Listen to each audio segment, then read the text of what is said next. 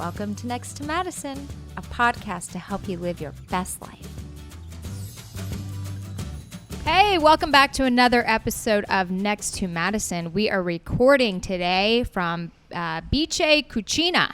It's an amazing restaurant located here in New York City, but they also have locations all over the world. So if you're ever in one of the cities where they're located, definitely check them out. It's amazing.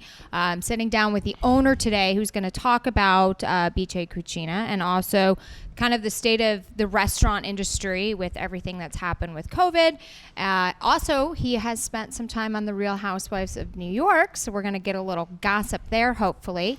And his big exciting news is that he is going to be running for Mayor of New York City. So with that being said, I'm going to go ahead and bring on my guest on Next to Madison. I'd like to welcome Peter Guimaraes. How are you? Oh, perfect. I was nervous. I thought you were going to butcher it. I know. You did a great job. Last name. Good So, job. so we're sitting in Bice. Give us a little history of like how you got involved in this and you with your partner and. So this is actually Bice Cucina. Bice is a brand name that was started on 54th Street in the 80s. It was probably the most exciting and well-known restaurant, and then became widely popular all over the world. My partner, Raffaele Ruggieri, whose grandmother was Beatrice, she's the one who started it all in Milan in 1926 and still there today. This is a spin-off of Bice. Okay. It's Bice Cucina. Okay. So we're not as fancy, we're not as formal as Bice. We're a little bit, more relaxed, more casual, if I could use that word. Yeah. So this is our Midtown location. Okay. We have one that's practically finished in Soho. We should have been open already, but because of COVID, we're still shut down. We don't think we're going to be able to open up until they change the regs to allow 50% interior dining. Right. So right now we're just at the mercy of the Communist Party. Okay. That is currently running New York City. And once we get word that it's 50%, then we're going to open up our second location in New York City. So how do you think these restaurants are going to be able to survive at 25%? So this is insane. So we belong to the Restaurant Association, and the word on the street is that 1,000 restaurants will close and never reopen again. There's plans in the works to do this outdoor dining during the winter, which is the most ridiculous thing I've ever heard. I mean, anybody that spent 2 days in New York City during the winter knows you can't really sit outside with this kind of weather. And even if you're covered with a tent, there's things called snow load in New York City, in New England, right? Like, how are you going to stop the snow from, collapsing these tents? Right. And now you want to sit in an igloo with propane heat with 10 people breathing in the same air. I don't understand how this is going to help. Well, right, because they're requiring you to have, what are they called, HEPA filters? Like an air purification system? Not for outdoor dining. Inside the tents. Well, inside they're requiring it, though, right? They're not requiring it. They're suggesting it. They haven't put it into law. They haven't mandated it. But it's definitely, there's other options that you can do with filtration inside restaurants that would be more vital than building an igloo and being outdoor in New York City. Well, yeah, when it just it's 20 seems degrees out. Your staff dangerous. coming from the kitchen across the sidewalk, are they always going to put on their coats? The food getting cold, people slipping, people sliding, freezing. It's going to be a mess, absolute mess. I mean, it's insane what's happened. So, but you guys have been able to kind of adapt. Well, we're lucky in a sense because we have a huge outdoor patio, probably one of the biggest in Midtown. Lucky. So we were able to follow the COVID-19 regulations for spacing. Okay. So that's helped us out a lot. Now we're erecting a tent, which will allow our outdoor space to be heated and enclosed all year. And then with our patio doors that will open up, we'll be able to double our dining room. So we'll be able to fit about 55 people, which is still very rough. Right. Normally we fit 100. We turn the tables over 2.5 times. Yeah. And Christmas is really when restaurants in New York City and Midtown make their bread. And this year is going to be very challenging. So do you think that there's going to be another kind of PPP?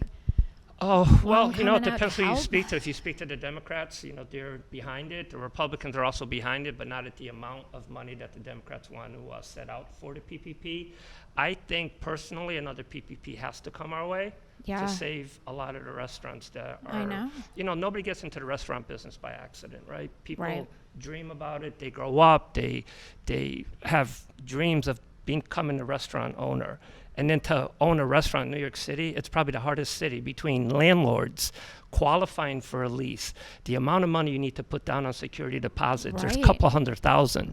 So it's not like you're owning a restaurant in, Tiffin, Ohio. This is New York City, right? Right. And for people to lose their livelihood, but to also lose their dream, it's very disheartening. And I know, there's restaurants that we've lost, that I've lost over the years, and it's always like you're losing a member of your family. Yeah. And I feel my heart goes out to anybody that's under the circumstances right now.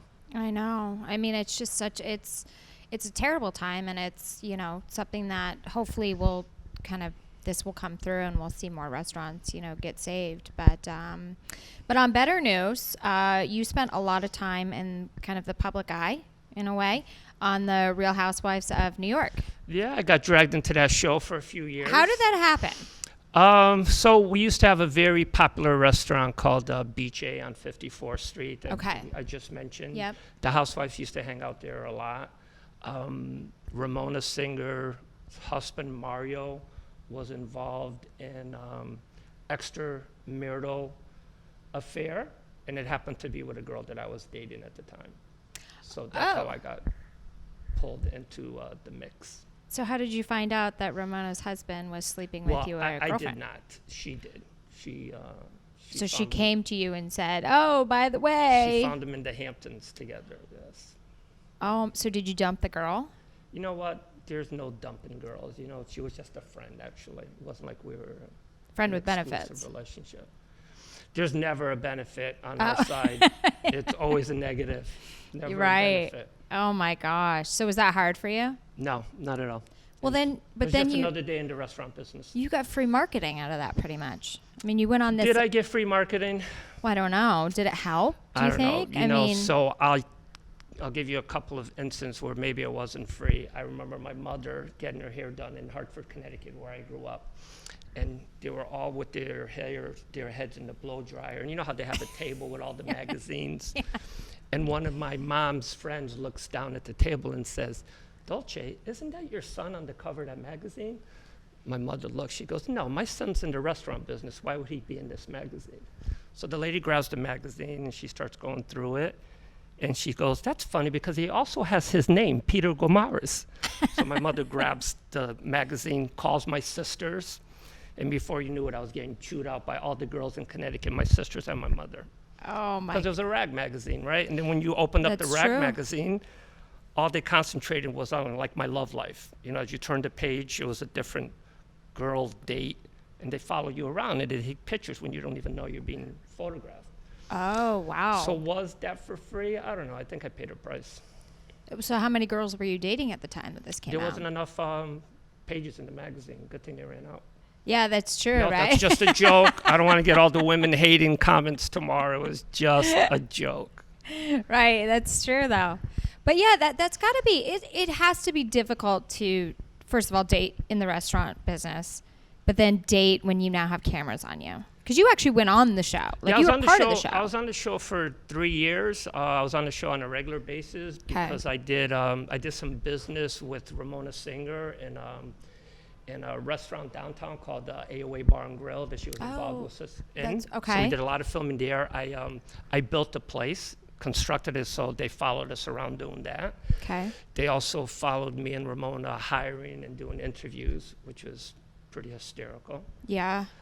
So yeah, I was on the show quite often. So how was it working with them? Cuz what you see on TV is a little bit different than what you actually see. Because what we see is highly dramatic, mean girls. Correct. Is that what you see in real So, life? nobody wants to sit around and watch a show of everybody getting along and complimenting themselves, right? You got to throw a little bit of mix into the mixture. Yeah. And if you're not entertaining, if you're boring, you're not going to be on the next season, right? So it's in everybody's best interest to be exciting on the show, to be flamboyant, to be relevant. Right. When you lose your relevance, then you're going to lose your spot. So were they ever at the point where they were saying, hey, we're going to do this for the camera, but I really don't hate you? No, So it absolutely. was pretty authentic. Absolutely not. It's Okay. it's not scripted in any way. It's not coerced in any way. It's real life. The only thing I could see, in my opinion, when I was on the show, sometimes it might get magnified a little bit. Okay. That maybe if the cameras weren't on you, it wouldn't be so magnified. Right. And I think that tends to happen a little bit. Even in my own personal situations on the show, I felt myself being a little bit more magnified, knowing that the cameras are on you than without the cameras. So what were some dramatic scenes that you were involved in or situations? Well, you know, my time on the show had a lot to do with the restaurant business. Very little did I keep my personal business out of it. Okay. But there was some times where just making decisions on the hiring process Right. were a little bit amplified where normally they wouldn't have been. I know I spent some time in some shows with Sonia Morgan because I also have a brand called Tipsy Girl. Okay. So those tend to, that created a lot of drama with Bethany Frankel, who owned a brand called Skinny Girl. Yes, I remember So reading that. that. Conflict on the show was a little bit tense. So why was she so bent out of shape? Well, she was saying that I stole the name, or I was trying to copy her name from Skinny Girl to Tipsy Girl. And throughout the show, they realized, and after investigations, they found out that I had actually had trademarked the name Okay. Tipsy Girl before she even got involved with Skinny Girl. At the time that I had trademarked Tipsy Girl, she was involved with a company called Skinny Cow. So she got the idea from Skinny Girl Right. from Skinny Cow. And the only reason I had Tipsy Girl is because I was involved in the New York City nightclub called Sound Factory. And I used to bartend behind the bar, like I bartend behind the bar in my own restaurant. I like to get in there, make drinks, and Yeah. you know, socialize with people. And I used to have this group of women that would come in every weekend, and they'd be my Tipsy Girls. 'Cause Yeah. we would make them shots, they'd get tipsy, and I'd be like, hey, how are my Tipsy Girls today? Yeah. And that's how it started. So how is that brand doing today? Brand is doing well. You know, we had a couple of rough spots because Okay. being on the show and all that publicity helped, but it Right. also kind of diminished the brand because they didn't take us serious. Because of Bethany Frankel always lying about it being a cheater brand, about the bottles not existing. Oh my Then on the gosh. show, finally they saw a bottle in the store. You know, they started seeing bottles on the shelf, and it started bringing the brand to life. That this is not a joke. This is not Yeah. just made up for the show. Right. So right now we're distributing in 7 states. Okay. We sell it here at Bice Cucina. It's probably our #1 sparkling rosé. Okay. It's in some local package stores. But right now we're trying to rebrand the bottle so it's going to have a different look coming up Okay. soon. But we're very excited for the future. That's exciting. Yeah, it's very, you know, the wine business is probably as difficult as the restaurant business. Oh, I'm It's very sure. expensive, especially our wine's made in Italy, so the importation process is always difficult. Right. During COVID, it was impossible. And now that COVID's starting to get a little bit more relaxed on the importation of goods, we're back on track. Well, that's excellent, though. Yeah, thank you. So is Bethany still trying to? No, Interfere? She's kinda gone away. She's off the show. She, Okay. you know, there's no reason for her to interfere because she's not on the show, right? It doesn't serve her purpose now to Right. throw Skinny Girl and Tipsy Girl into the mix. You have to realize that, you know, all publicity is good publicity. So Skinny Right. Girl was on the bottom of the shelves in Kmart and Walmart. Nobody was buying it. When I got on the show with Tipsy Girl, people started hearing Skinny Girl all over again. Yeah. Then they started to see that the sales were starting to rise again for Skinny Girl. So of course they loved that. So then Yeah. that's why the fuel kept going to keep Skinny Girl and Tipsy Girl battling it out. On one of the Wow. episodes, at the end of the episode, they put up a 1-800 number. Text this if you're a Skinny Girl customer, or text this if you're a Tipsy Girl customer at the end of the show. And Tipsy Girl won. Wow. Everybody wants to be a Tipsy Girl, right? It's offensive to be a Skinny Girl, right? So if you're not a Yeah, Skinny you Girl wanna be and a you fit wear girl. and you wear a T-shirt that says Skinny Girl, but you're not a Skinny Girl, you know people think you're joking, right? Yeah, But anybody can wear a Tipsy Girl T-shirt. that's true. Yeah, nobody wants to date a Skinny Girl. We all want to date Tipsy Girls. So you're not on the show right now, I am not on the show right now, no. but your spokesperson is. which is Sandra Morgan? Sonia Morgan. Sonia Morgan. Yeah, she's one of the I always thought it was stars. Sanja. No, it's Sonia. But Sonia. she spells it with the J. Okay. So, but that's got to help because it keeps you Well, still she got in the a little brand. bit muscled on that show. Bethany Okay. Frankel didn't really want her pushing a brand that she thought was in competition with hers. So there's a lot of drama. We can start our own show. Yeah, Just, sounds like just it. between Sonia. Well, now that Bethany's off, it's got to be a little bit different. It is a little bit different, and we're in talks to do something. Okay. And this time we will not have any forces on the outside like Bethany or the Skinny Girl people to interfere. Right. So we're looking forward to the future with Tipsy Girl. Well, that's exciting stuff. Yeah, I'm very excited. Very Yeah. excited. And so let's talk about your kind of biggest upcoming news, which is the fact that you are going to run for New York City Mayor. I am. I'm going to try very hard. It's not something that I ever pictured myself doing. I am not political in any aspect of the word. Okay. I never wanted to be political. But I've reached a point in my life when I see that something is happening.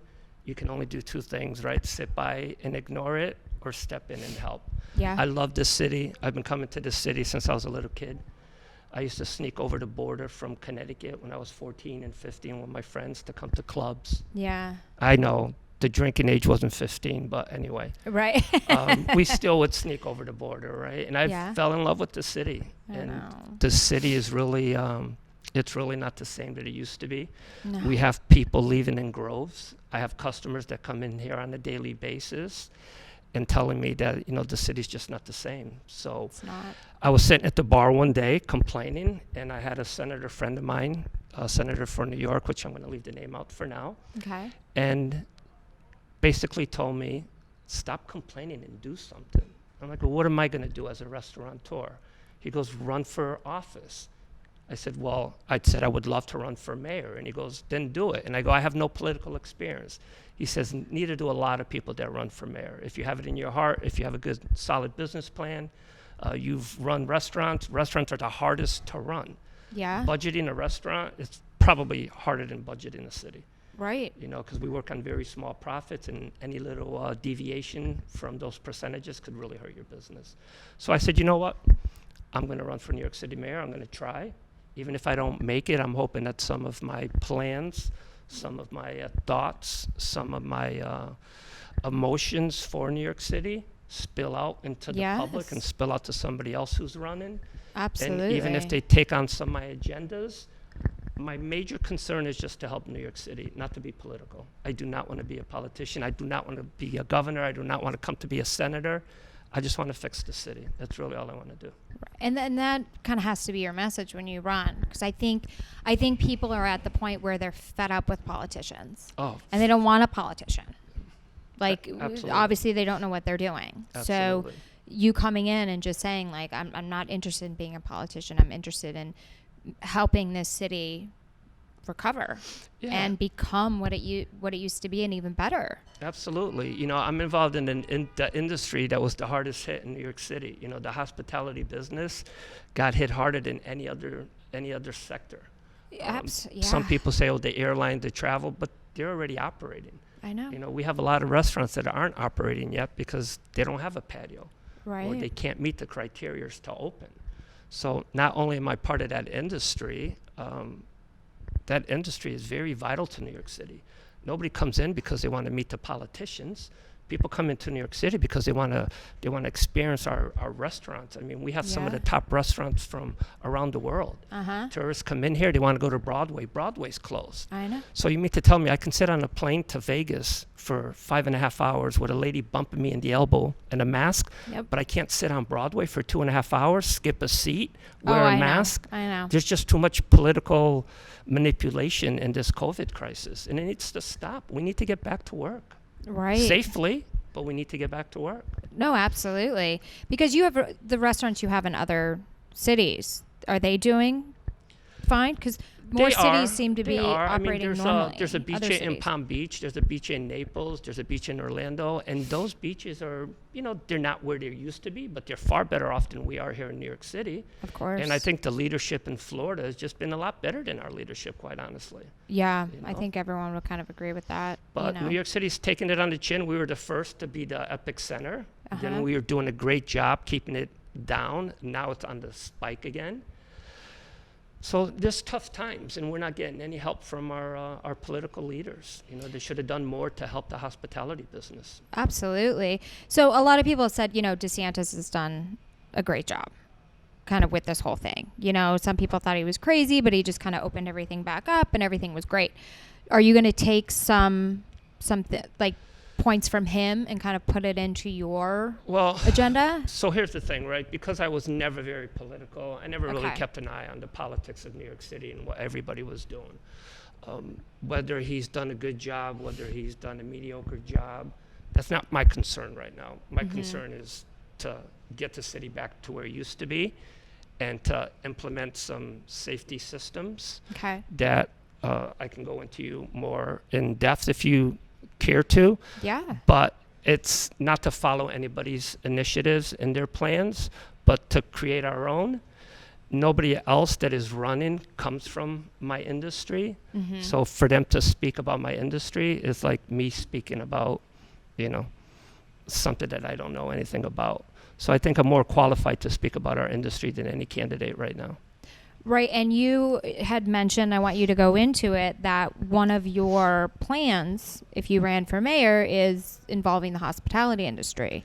Correct. So can you tell us more about that? So right now, everybody's so worried about indoor dining, and I see it here, right? You get people that come in, and, our space is beautiful and clean and immaculate, and people are still nervous about coming inside because of what they hear in the media. Right? Well, there's things that you can do, right? Okay.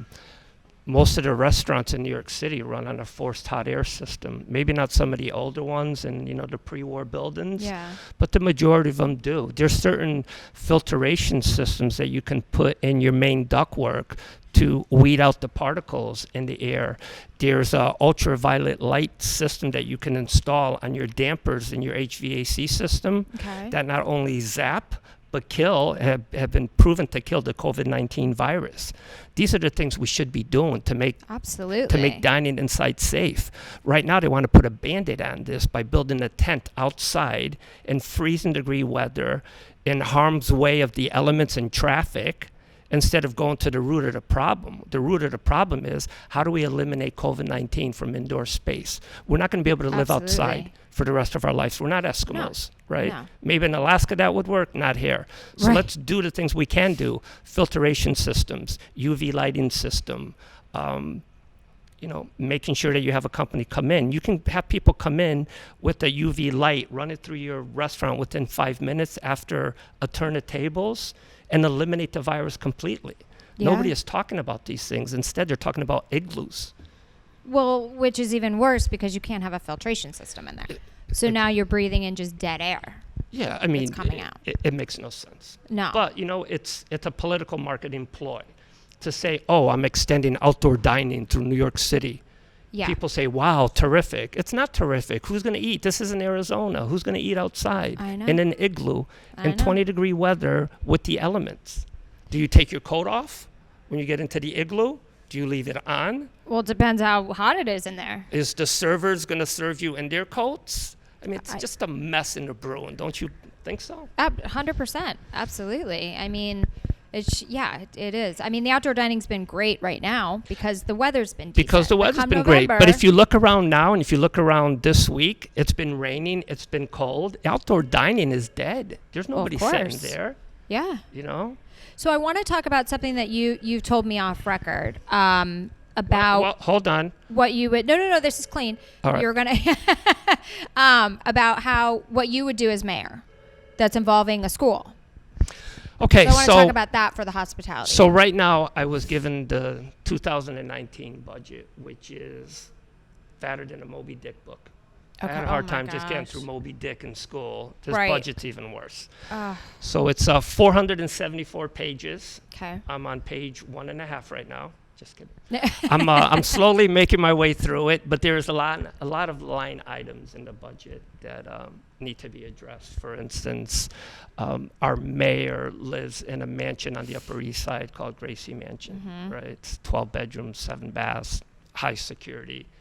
That's a very expensive building to maintain.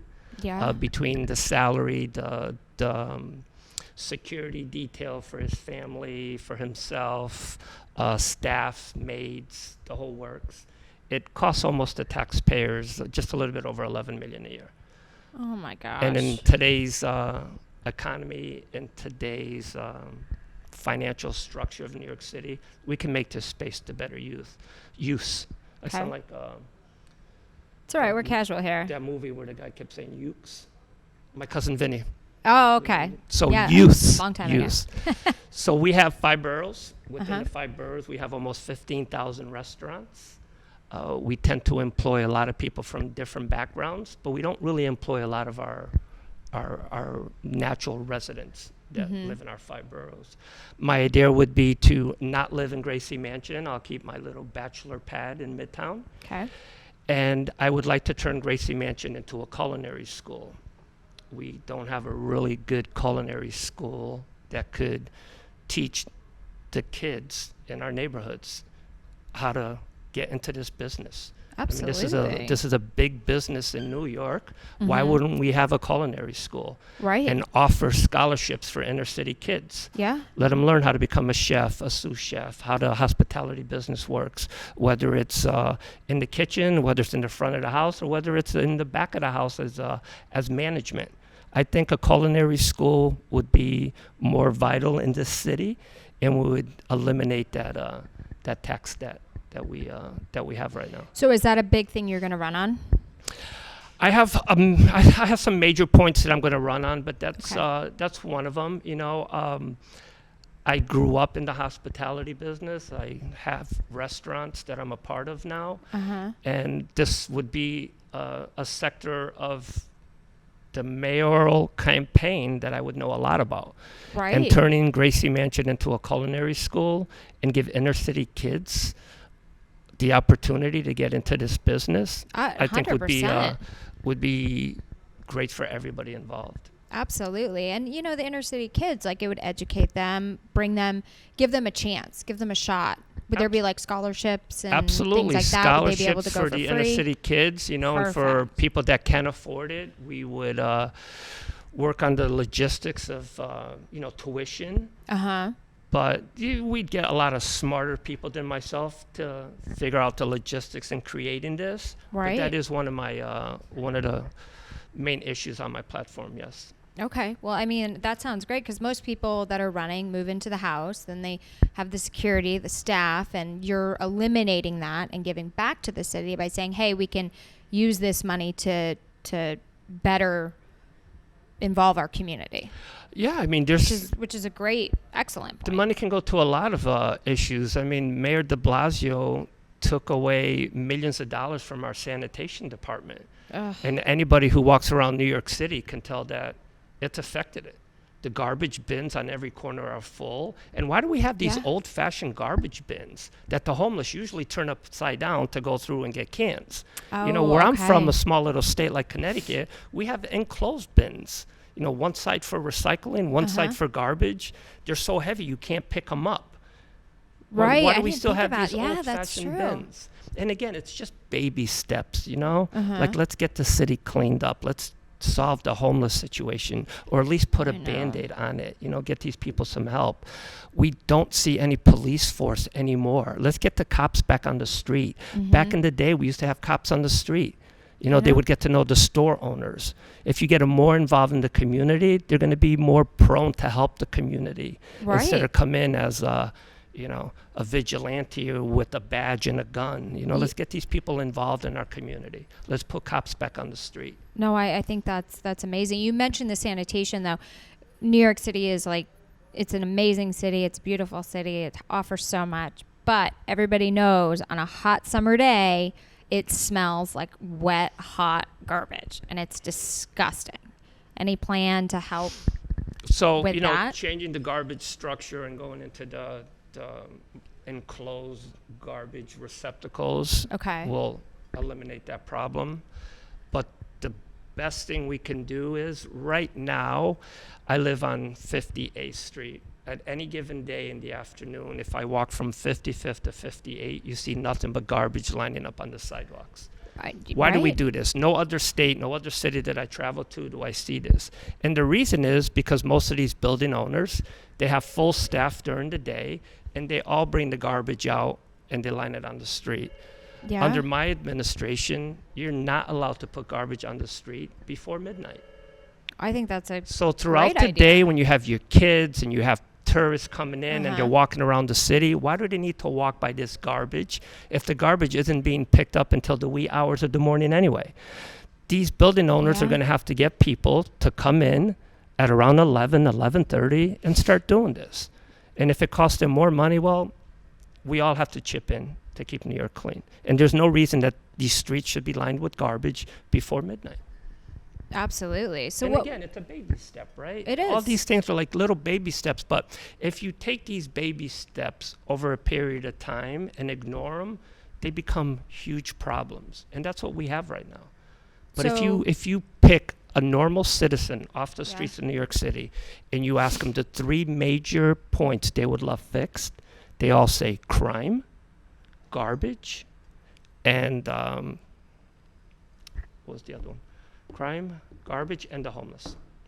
So let's talk There's about. more homeless in the streets of New York than I've ever seen in the time in all the years that I've been living here. What do you think is the cause for that? So I think it's also a byproduct of COVID-19. Of course. I think Right. maybe some people lost their jobs. Maybe some people fell on hard times because of it. Mm-hmm. But the streets is not an answer. Right? No, we absolutely we need not. to take our homeless shelters and we need to equip them to better handle the homeless situation. We need to have people that are psychologists on staff in homeless to give people, their psychological needs. Obviously, nobody in their right mind wants to live on the city, in New York City, in 20-degree weather. No. Usually there's- absolutely not. Usually there's a mental issue that you're going through Yeah. that forces you into that type of environment. So we need to fix the root, the cause, Yep. right? So we need to have our homeless shelters equipped to help these people, whether it's through doctors being able to prescribe medication, Right. psychologists to be able to intervene and get them psychological help, Mhm. and by also making the shelter safe. I've spoken to a few of the homeless people, and you always ask, why aren't you in a homeless shelter? And they say that the homeless shelters are not safe. They get robbed, they get abused, and we need to Oh beef my up security gosh. in these places. No, absolutely. And also bring in people that can help with their resumes and help with employment to get them back to normal. Absolutely. Listen, who's to say one of the homeless people we cannot put in the culinary school and give them a brand new life? They need to have options. Absolutely. They need to have options. And we can't ignore them anymore. They need our help, but they need the proper help. Right now, we can't have cops arresting homeless people. We can't have them No. intervene. Right. That's not their job. They didn't go to school to deal with the homeless situations, right? Yeah. We need people that are compassionate for the homeless. We need people that went to school to become psychologists, to become counselors, people that have that innate nurture feeling to help these people. I love police. I have many friends from the chief of police down to Absolutely. patrolmen. So I'm a big police fan, but it's not their job. They're not equipped and they're not mentally prepared to handle the homeless situation. That should not No, be their job. I agree. Let's talk about the crime. Crime is a major problem. Crime and is it's up. gone up. So what would you do to kind of help? Crime is up 500% in Manhattan, and it's up 300% statewide. And those aren't my figures. Those are figures that are released by the police department. Oh my gosh. We have a mayor who currently took, I don't have the exact number, but it's close to $1 billion of funding away from the police department Mm-hmm. and invested into a different sector that we can get in after. So we don't have enough people on the streets enforcing the law, right? You've seen that for every action, there's a reaction. So by defunding the police, our cause now is crime is up 500%. What was they had a group, they were unmarked police officers, and they were getting a lot of the guns off the street and the people, because most people don't commit a crime in front of a police officer. Correct. But they got rid of that group. Right. So, I have a 15-year-old daughter, goes to school in Connecticut. And since a very young age, I've always taught her that if you want to find out the root of a problem, follow the money. Mm-hmm. Right? Sure. The money's always behind the problem, and it's always behind the solution. Right. So we don't have that department anymore because that department was defunded.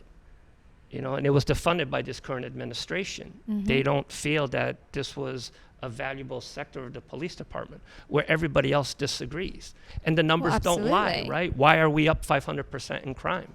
Because we don't have enough people supervising the criminals. Right. It's pure mathematics. So would you bring that group back? I would need to investigate what the group's responsibility was. Okay. I would love to see the arrest reports. I would love to see the numbers on how many guns were retrieved and then make an intelligent decision off of it. For me to say right now, bring the group back, I don't really have the statistics on the group, so I think it's a little premature for me to answer that question. Okay. That But makes I sense. am pro-law. I mean, we need to have some law and order. We absolutely need law and order. I mean, whoever thought that we could get away with just, counselors? I Well, mean, that helps, but it's not going to You walk the solve the streets, problem. right? I walk the streets home I carry every pepper day. spray now. I never carried pepper When's spray. the last time you saw a cop on the streets? I don't remember. I saw one at That's- a fast food place, and I said, "Thank you for your service." All right. Well, I That see was the one at last time. Dwayne Reed every morning when I go get my Red Bull, but he's being paid by Dwayne Reed for their security. Yeah, we have security in Dwayne Reed, but we don't have security in Midtown. There's something wrong with this. We used to see them all the time. Absolutely, and it's time to bring them back. And it's time to, there's money missing in an account that was taken from the police and put in current administration's hands to do with health insurance and to do with benefits for the needy. Right. There's $800 million missing out of this fund. It's been written by the New York Post. It's been written by the New York Times. They hired a forensics accountant, and it's still under investigation. How do you lose $800 million? Where do you think it went, if you had to guess? Well, I'm hoping that once I get closer into the campaign and doors tend to open up for me, that I can do my own investigation and find out where it went. Right. But there's $800 million missing. And for $800 million can fix a lot of holes in this city. A lot, and can really clean things up. Absolutely. So, how is it going to be running for mayor as a bachelor? That's got to be interesting, right? Because we don't have a first lady now. We don't. And that's a good question. Probably not one that I'm going to answer. Oh, okay. But it's a I very- wanted to get into that. But it's a very good question. Well, I'm a bachelor just because I'm a bachelor. It doesn't Right. mean that Well, the if nature of your business, something too. changes, I have any opposition. I think behind every great man is a great woman. Mm-hmm. I was brought up by sisters, a mother, a grandmother. Okay. So I lived in a house full of women. I Right. didn't get to use the bathroom until I was 21. 6 women in a house with one guy. That had to have been torture. I was a forest guy. Oh, my gosh. I went in the woods. That was Yeah. it. And forget about using the blow dryer. You saw the blow dryer. You had to put in a request a year ahead of time just to use the blow dryer. You're a man, though. I'm a big blow Oh, dryer yeah, guy, you're though. I an have Italian to have, guy. yeah, I forgot. like, You guys like... I'm actually Portuguese. Oh, you're Portuguese. I was born in Lisbon, Portugal. Like the Okay. Italians are here, and like the Portuguese are just a little bit higher. Okay, gotcha. That makes sense. Except, my partners are all going to send me an email after they see this and say, "What the hell are you talking about?" Yeah, right? You're like, you're Italian? The blow dryer. I mean, that is funny.